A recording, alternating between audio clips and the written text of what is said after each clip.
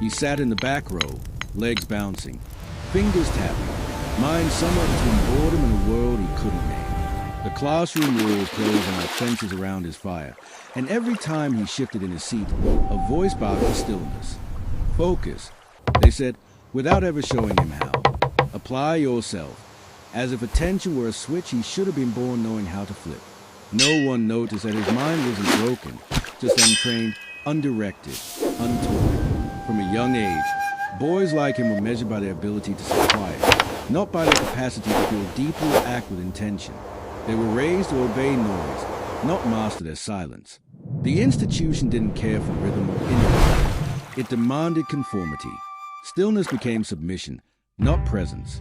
And what could have been sacred, that pulsing energy of movement, the hunger to act, to build, to test limits, was labeled disruption. So the world reduced discipline to a leash, a punishment, a robotic repetition of tasks with no soul behind them. No one taught that real discipline begins not with restriction, but with relationship. You learning what you are, refining it, aligning it, and commanding it. True discipline isn't a war against your nature. It's a marriage between your fire and your form. But schools weren't designed for initiation. They were designed for order. Standardized, sanitized, safe. You were never given a rite of passage. Never told that you need to build your own code in the world hands you know. Ask yourself now, where would you be if, instead of being told to calm down, someone taught you how to channel? If, instead of correction, you were given a craft, a way of working with yourself, not against you. This is a costly unspoken myth that men are lazy, unwilling, undisciplined, when in truth, they'd just not been shown how to direct their own energy. Discipline was never meant to be taught by systems. It was meant to be passed down by masters. And for those who never had one, the path becomes self-forged. But what if there's a lost system, a real code, that redefined what discipline truly is? One boy is born into a world of static, endless reels, vibrating screens, pinging messages, every second stitched by interruption. His mornings begin with noise, his days drift in tabs, and his nights blur into fractured sleep. He learns to live in fragments, his attention auctioned to the highest bidder. He is praised for juggling, multitasking, keeping up, but he doesn't finish things, doesn't feel time pass, doesn't know the stillness of a single undivided moment. The other boy is taught different. From age 10, he sits in silence each morning on cold stone, legs folded beneath him, eyes half closed, spine straight like a drawn bow. He listens not to noise, but breath, not to opinion, but wind. He learns that before you command your body, you must master your attention, that a man who cannot choose what to focus on cannot choose who to become. This is a law of presence. First control attention, then command the mind. Without it, discipline cannot begin. The samurai trained not just with blades, but with being. Mushin, no mind, was their target, the point where action and awareness fuse. They moved in full presence, struck with no hesitation, and cleaned their armor with the same focus they brought to war. Zanshin was their lingering attention, never leaving a task half-hearted, never walking away with energy still dripping from a blade. Presence wasn't a state. It was their weapon. In contrast, modern man sharpens nothing, not because he lacks time, but because his attention is shattered before it begins. He chases productivity hacks and wonders why nothing feels real. But doctrine means nothing when you can't hold your gaze. Productivity without presence is motion without depth. Caesar, the seated stillness of the Japanese tradition, wasn't about religion. It was a forge for focus. 10 minutes of silence a day is heavier than hours of mindless action. A scattered man cannot discipline himself because he no longer owns a vessel he's trying to steer. It's like drawing a sword with shaking hands. And this is the wound so few see. We blame laziness when the real thief is fractured attention. This is why the masters began with one law, presence before power, because presence is what gives form to force. Every great warrior, monk, and artist knew that nothing meant anything if you couldn't show up fully for this breath, this cut, this page, this moment. You reclaim yourself not by doing more, but by returning to one clean act done fully. Because discipline begins where dopamine loses power. But awareness alone is passive.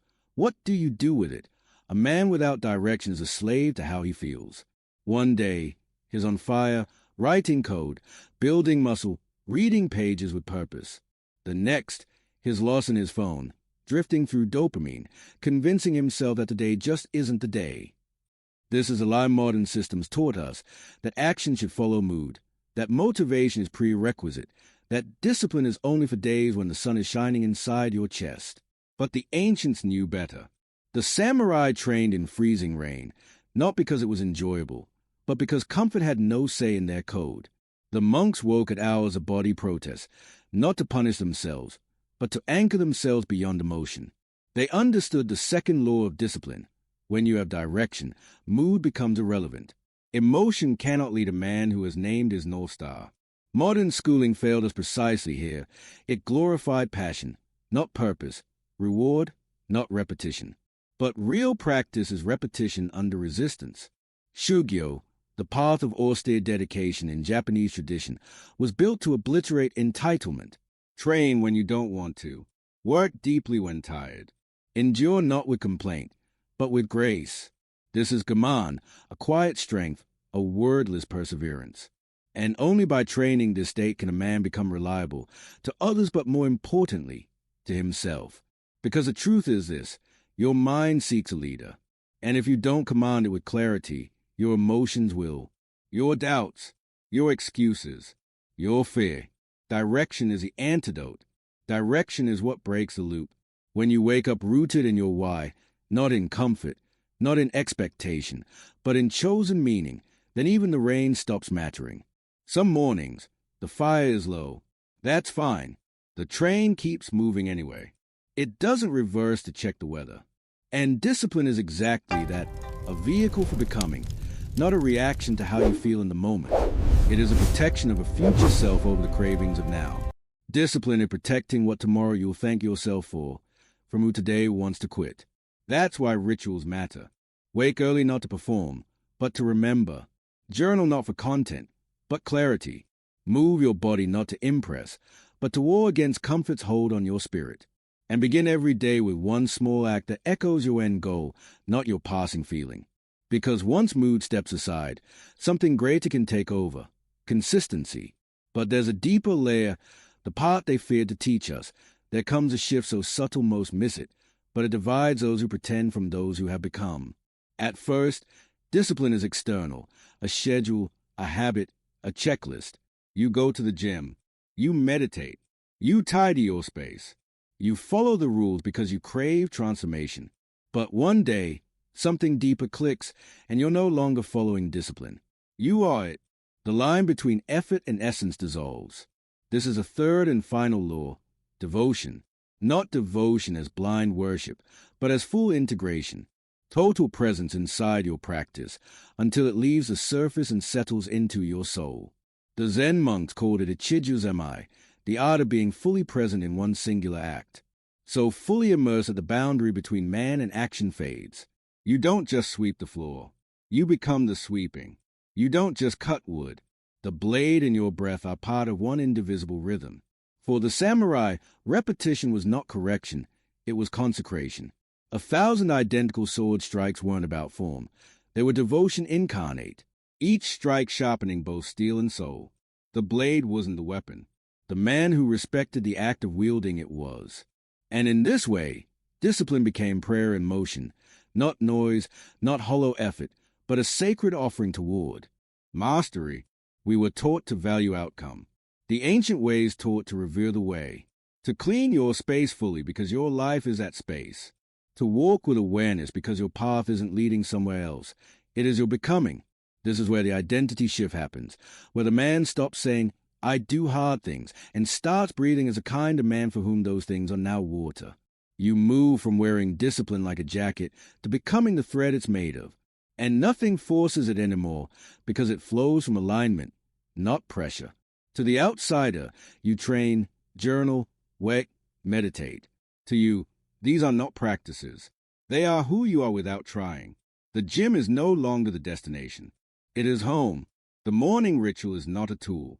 It is communion. The process becomes godlike in its rhythm, immovable, sacred, yours. This is when your path hardens into bone. And transformation stops looking like change and starts feeling like retain, like remembering who you were built to be. Once discipline becomes who you are, life becomes art. You've heard the three laws now: presence, direction, devotion, and you feel the truth of them in your bones.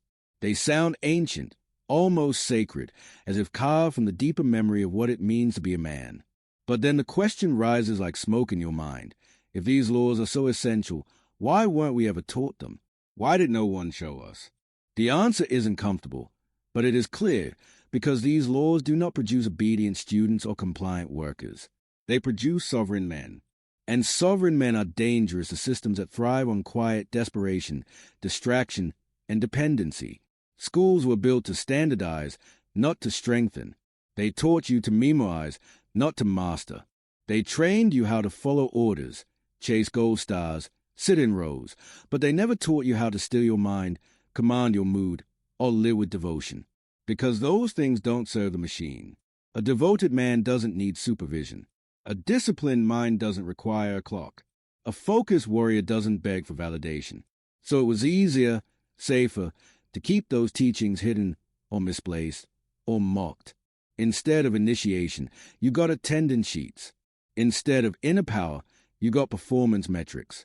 And that absence of masculine training, is why so many drift now, addicted to distraction, afraid of silence, half-built and half asleep. But there's a truth they can't erase. If you were never initiated, you get to be the man who initiates himself. That's your fire now. The anger you feel, use it. Let it burn away your helpless story. Let it carve a line you refuse to cross again. This is not about blaming them all. This is about rebuilding. And the man who understands that it's his job to teach himself what no one else would, he stops being a victim of the system and becomes the architect of his own code. They gave you rules, not power. Now reclaim it. So here's how you begin learning what they never taught you. Knowing is not becoming. Insight is nothing until it lives in motion, etched into your breath, your hands, your hours. So now comes a challenge, not just to understand the three laws, but to walk with them. For the next 7 days, you enter the dojo of your own life. No audience, no applause, just you and the fire you choose to sit in. Days 1 and 2, take back your attention. Begin each morning with 10 minutes of stillness. Sit in silence, breathe, and refuse to escape. Turn off every notification. No multitasking. Whatever you're doing, do only that. Not perfectly, completely. This is your Mushin practice. 1 act, 1 moment, 1 you. Days 3 and 4, confront what you've delayed. Pick one thing you've been avoiding and drag it into the light. Finish it slowly, intentionally, even if your body resists. Emotion will rise. Let it, but act anyway. This is Gaman, movement over mood. You are training your will to lead. Days 5 and 6, choose a simple task, sweeping, training, walking, and do it as prayer. Give it everything. No checking your phone, no wondering what's next. Be there fully. This is Ichijyo Zemi, total existence in 1 act. Sacred practice born from the ordinary. And day 7, stop, write, reflect, then create your own personal code of discipline. 3 laws, 3 truths, 3 non-negotiables you'll live by alone. Not to impress, to anchor. Post them publicly. Comment below if this journey has called something to life in you. Drop your 3 laws. Make them visible. Make them vow. Because when discipline returns to your hands, not as pressure but as practice, your life stops drifting and starts dancing. Once you begin, you will see, discipline is freedom. There was a time you waited for someone to teach you. You sat quietly, hoping the world would hand you a map, a guide, a moment that would make everything make sense. But no one came. And now you know why. The system was never built to turn boys into warriors. It was built to turn boys into workers. And yet, here you are, standing at the edge of that old world, no longer waiting, no longer hoping, but holding something sacred in your hands. You've seen what they left out, what they buried beneath curriculum and compliance. The 3 laws that change everything. Presence, direction, devotion. These aren't ideas. They are weapons. They are mirrors. They are the foundation of man who cannot be moved by circumstance because he is anchored by design. And now the truth is clear. Schools will not teach this. Society will not whisper it. Screens will not remind you. So if the generation after you is to stand taller, see clearer, and walk straighter, they will need one thing, you. You will pass this on, not through lectures, but through example, through how you show up when no one is watching, through how you guide your brothers, your sons, your students, without preaching, but by living. The man who picks up these laws becomes a living curriculum. Others will study you, not because you're perfect, but because you're forged, calm in your power, devoted in your doing, wielding discipline not as stiffness, but as sacred structure. You are no longer the boy in the classroom. You are the warrior that classroom failed to raise. And now, you carry the responsibility the system dropped. The ancient responsibility of becoming so deeply shaped that your very presence becomes a lesson. One day, someone younger, tired, lost, searching, will look at you and ask, wordlessly, how do I become that? And you answer without speaking. The way you train, the way you speak, the way you hold silence. Let the weak be ruled by rules, but let the disciplined command themselves. You weren't born to obey. You were born to carve your character into every breath. The 3 laws are yours now. Don't honor them with agreement. Honor them with action. Now live them.